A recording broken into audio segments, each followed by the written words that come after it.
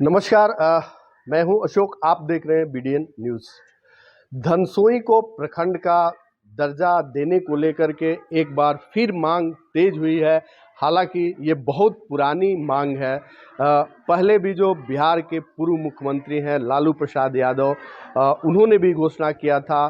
फिर जो है जनता दल यू की तरफ से जो नीतीश कुमार हैं, उन्होंने भी जो है प्रखंड का दर्जा देने के लिए घोषणा की थी। लेकिन ये लड़ाई लंबी हो गई और कहीं ना कहीं चुनाव आने में ये बड़ा मुद्दा तो रहता है, लेकिन ये राजनीति का शिकार हो जाता है।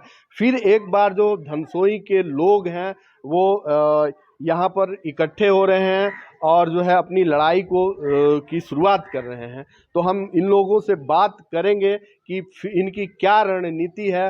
आपको बता दें कि यहाँ से लगभग 30 किलोमीटर जो है राजपुर प्रखंड है, जो यहाँ के लोग जो है मुश्किल से जा पाते हैं और जो सरकार की जो योजनाएं होती हैं उनसे वंचित रहते हैं। तो हमारे साथ देख रहे हैं ये तमाम लोग हैं जुड़े हुए, जो इस आंदोलन की शुरुआत कर रहे हैं। तो हम इनसे बात करेंगे और क्या इनकी रणनीतियाँ हैं ये भी जानने की कोशिश करेंगे।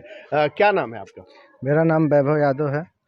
क्या अभी आप लोगों की रणनीति है? लंबी मांग है लेकिन आज तक आप लोगों को सफलता नहीं मिला। देखिए 2 दशक से मांग चला आ रहा है और चूंकि ये मांग धनसोई क्षेत्र के तमाम लोगों का है। हम लोग का यहाँ से ब्लॉक 25 से 30 किलोमीटर दूर है। तमाम छोटी छोटी कामों, जाति आय निवास या कोई भी सरकारी योजना का लाभ लेने के लिए पता ही नहीं चल पाता है। जब तक लोग ब्लॉक में जाते हैं तब तक समय समाप्त हो जाता है। और यहाँ पे आदरणीय लालू प्रसाद यादव जी, आदरणीय नीतीश कुमार जी, रामविलास पासवान जी, सुशील मोदी जी, तमाम नेताओं ने यहाँ घोषणा किया कि धनसोई में ब्लॉक बनना चाहिए। लेकिन बार बार चुनाव आने के बाद यह राजनीति का शिकार हो जाता है। पिछले बार भी हम लोग महापंचायत यहाँ पे किए थे, तमाम साथीगण अभिभावकगण उपस्थित थे और उसके बाद उसके पहले से भी तमाम आंदोलन होती हुई आई है। लेकिन हम लोग सभी व्यवसायी, युवा साथी, अभिभावकगण मिलकर निर्णय लिए हैं कि इस बार का जो आंदोलन होगा, हम लोग आज सांकेतिक बैठक किए हैं और सांकेतिक बैठक के बाद हम लोग तमाम धरना प्रदर्शन, पदयात्रा कलेक्ट्रेट ऑफिस तक, हम लोग ज़रूरत पड़ने पे माननीय मुख्यमंत्री नीतीश कुमार तक भी जाएंगे। लेकिन इस बार धनसोई को प्रखंड का दर्जा दिलवा के ही हम लोग मानेंगे। और भी लोग हैं, हम उनसे भी बात करते हैं। अच्छा, कितनी परेशानी होती है जो प्रखंड को लेकर के आप लोगों को कितनी परेशानी होती है? बहुत परेशानी होती है। हम लोगों को 30 किलोमीटर जाना पड़ता है। उस दिन का जो दिन का रोजमर्रा है वो भी खराब हो जाता है और दूसरे दिन भी जाते हैं, तीसरे दिन भी। एक काम के लिए 4 दिन 5 दिन जाना पड़ता है, दौड़ना पड़ता है, तभी भी काम हो पाता है या नहीं हो पाता है, ये कहना मुश्किल हो जाए। अच्छा, क्या नाम है आपका? मेरा नाम धर्मेंद्र प्रसाद। कब से जुड़े हुए हैं इस आंदोलन से आप लोग? कितने समय से? शुरुआत हम लोग यहाँ से किए थे, धनसोई से। बहुत पहले से 2001 में जब हम ब्लॉक को प्रमुख हुआ करते थे, उस समय हम लोगों ने पंचायत समिति के माध्यम से सरकार को ये अल्टीमेटम भेजा था कि धनसोई को प्रखंड का दर्जा दिया जाए। चूँकि आदरणीय लालू जी आए थे धनसोई कॉलेज के मैदान पर, तो उन्होंने घोषणा किया था कि अगर कहीं हमारे माध्यम से ब्लॉक बनेगा तो सबसे पहला नाम धनसोई का होगा। लेकिन आदरणीय लालू जी ने ये काम नहीं किया। उन्होंने चौसा को ब्लॉक बना दिया, इटाढ़ी को ब्लॉक बना दिया, लेकिन धनसोई शायद उन्हें भूल गए। पता नहीं ये क्या हो गया, उनकी याददाश्त कमज़ोर हो गई थी। दोबारा जब नीतीश कुमार जी यहाँ आए, उन्होंने भी घोषणा किया कि हम धनसोई को प्रखंड का दर्जा दिलवा देंगे। जब यहाँ पर 5-5 टावर गड़े हुए देखे तो उन्होंने कहा यहाँ जहाँ 5-5 टावर बड़े बड़े लगे हैं और वो प्रखंड नहीं है, ये तो मैंने क्या कहा जाए इसको। तो फिर उन्होंने कहा कि ठीक है, अब की हमारी अगर सरकार बनती है तो हम इसको प्रखंड का दर्जा अवश्य दे देंगे।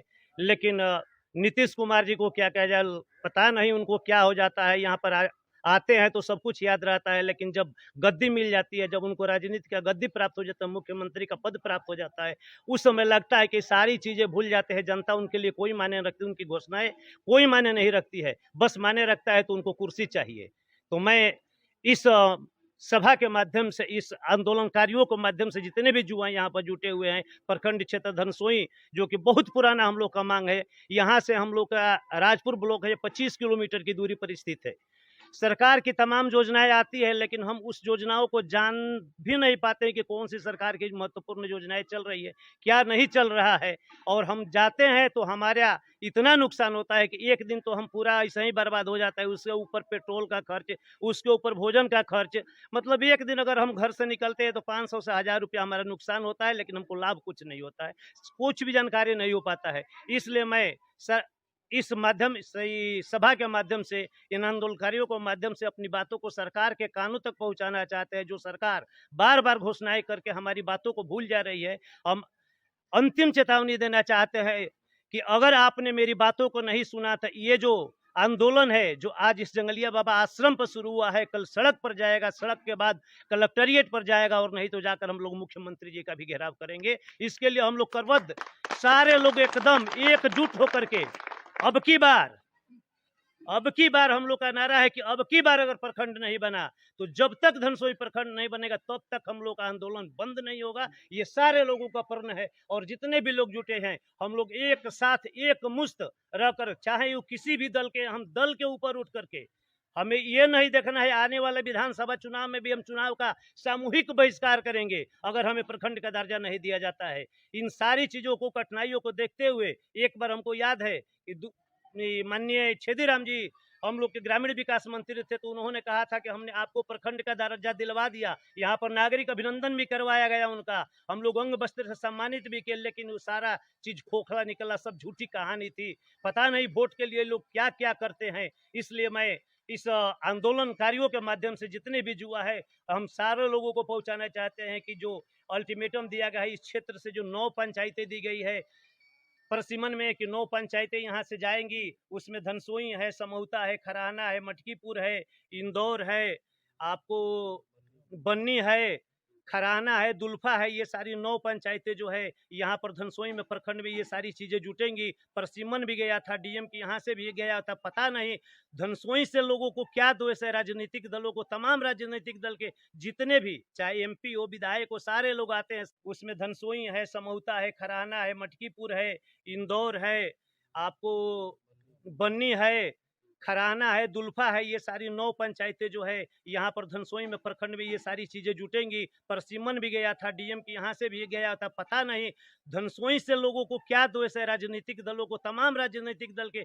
जितने भी, चाहे एमपी हो, विधायक हो, सारे लोग आते हैं, सारे लोग कहते हैं कि अब की बार हमको वोट दे दीजिए, अब की बार हम आपका काम करवा देंगे। लेकिन सारे लोगों के जितने भी आज तक विधायक, चाहे वो बीजेपी के हो, आरजेडी के हो, क्या या किसी अन्य दल के हो, जितने भी लोग जीते हैं बस चुनावी घोषणाएं करते हैं और जीतने के बाद अपने कान में रुआ ठूस लेते हैं, और पुनः जब चुनाव आएगा तो कहेंगे भैया एकदम अब की बार तो हमको वोट दे दीजिए, हम जिताएंगे। लेकिन उनको भी हम लोग एकदम इस सभा के माध्यम से अल्टीमेटम देना चाहते हैं कि आप बिल्कुल अब की बार कान में एकदम अपना कान खड़ा करके होशो आवाज में सुन लीजिए कि अब की बार जो है आपके चंगुल में हम लोग नहीं फंसने वाले हैं, और निश्चित तौर पर हम सारे लोग, इस क्षेत्र के लोग आपका वोट को बहिष्कार करेंगे।